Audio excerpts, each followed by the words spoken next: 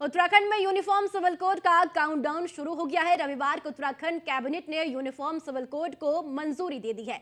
6 फरवरी को यूसीसी विधेयक सदन के पटल पर रखा जाएगा और 7 फरवरी को विधानसभा में यूनिफॉर्म सिविल कोड पर चर्चा की जाएगी, जिसके बाद इसे धामी सरकार सदन में पारित करवाएगी। बता दें कि उत्तराखंड सरकार पिछले कई दिनों से यूनिफॉर्म सिविल कोड को लागू करने की तैयारी में है। 2 फरवरी को यूसीसी कमेटी ने सरकार को यूनिफॉर्म सिविल कोड का ड्राफ्ट सौंपा, जिसके बाद राज्य सरकार ने यूसीसी का विधिक परीक्षण करवाया। इसके साथ ही सरकार ने यूनिफॉर्म सिविल कोड को लेकर अन्य औपचारिकताएं पूरी की है।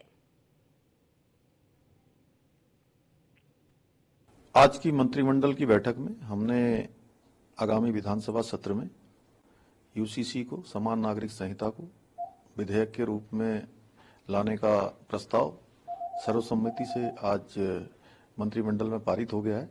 आगामी सत्र में हम इसको सत्र में रखेंगे और विधेयक बनाने की दिशा में आगे बढ़ेंगे। आज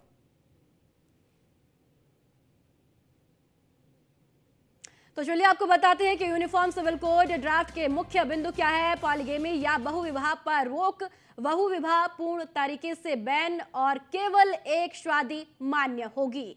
जी हाँ, ये तमाम मुख्य बिंदु है। लड़कियों की शादी की उम्र बढ़ाई जा सकती है। जी हाँ, लड़कियों की जो शादी की उम्र है उसको बढ़ाया जा सकता है और लड़कियों की शादी की उम्र 21 साल की जा सकती है। और इसी खबर पर ज्यादा जानकारी के साथ सुदीप जैन, ब्यूरो चीफ, हमारे साथ जुड़ चुके हैं। सुदीप जी, कल 6 फरवरी को यूसीसी के ड्राफ्ट को सदन के पटल पर रखा जाएगा। बिल्कुल, देखिए, करीब 18 महीनों की जो मेहनत थी राज्य सरकार की और कमेटी ने कई बैठकें की, कई अलग अलग समूह, संप्रदाय, जात, धर्म, वर्ग विशेष के लोगों से बातचीत की, सारा आकलन किया। ये ड्राफ्ट राज्य सरकार को 2 तारीख को मिल गया था और कल कैबिनेट में इस पे चर्चा हो गई। आज से सत्र शुरू हो रहा है। चूंकि आज पहला दिन शोक सभा का था, ऐसे विधायक और पूर्व विधायक जिनका निधन हुआ या उनके परिजनों का, उनको श्रद्धांजलि अर्पित की गई। कल 6 तारीख को राज्य सरकार इसको टेबल करेगी और टेबल करने के बाद ही इस पर चर्चा शुरू होगी। यूनिफॉर्म सिविल कोड के कई यूं तो ऑफ द रिकॉर्ड जो विषय हैं वो सामने आ गए हैं। बहुविवाह पर रोक है, लड़कियों की विवाह की उम्र 21 वर्ष की जा सकती है। इस प्रकार से कई इसके पहलू सामने आ रहे हैं। राज्य सरकार कल इसे टेबल करेगी और कल ही सरकार की कोशिश होगी कि कल से इस पर चर्चा शुरू हो जाए। हालांकि कल इसको प्रस्तुत करने का समय आज शाम की कार्य मंत्रणा की बैठक में पता लगेगा, क्योंकि आज का जो एजेंडा है वो कल डिस्कस हो चुका है और कल का एजेंडा आज शाम को डिस्कस करेगी सरकार। विधानसभा अध्यक्ष के अध्यक्षता में ये बैठक होगी, तो कल का समय और पता लगेगा। परंतु आज का दिन बहुत बड़ा है, क्योंकि यूनिफॉर्म सिविल कोड के लिए ये सत्र आहूत किया गया है। सरकार करीब 15 दिनों बाद दूसरा सत्र लेकर आ रही है, जो कि बजट सत्र होगा। तो ये सत्र बेहद महत्वपूर्ण है। बिल्कुल सुदीप जी, अगर बात की जाए यूनिफॉर्म सिविल कोड की, तो लगभग तय माना जाए कि उत्तराखंड में यूनिफॉर्म सिविल कोड लागू जो है वो सरकार अब करने जा रही है। अगर बात विपक्ष की जाए तो विपक्ष लगातार सवाल खड़ा कर रहा है कि उत्तराखंड में क्यों केंद्र में यूनिफॉर्म सिविल कोड को लागू किया जाए।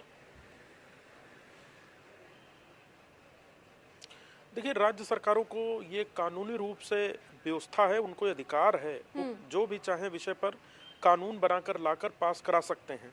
यूनिफॉर्म सिविल कोड के मसले पर विपक्ष का आरोप है कि इस ड्राफ्ट को पहले उन तक प्रस्तुत नहीं किया गया, परंतु एक कानूनी बाध्यता भी है कि जब कानून बन रहा है तो कोई भी विधेयक होता है वो पहले हाउस में आता है और हाउस में सभी के समक्ष प्रस्तुत होने के बाद वो पेवर समिति को रेफर होता है, वहां से गवर्नर हाउस और कई दफा केंद्र को भी जाता है।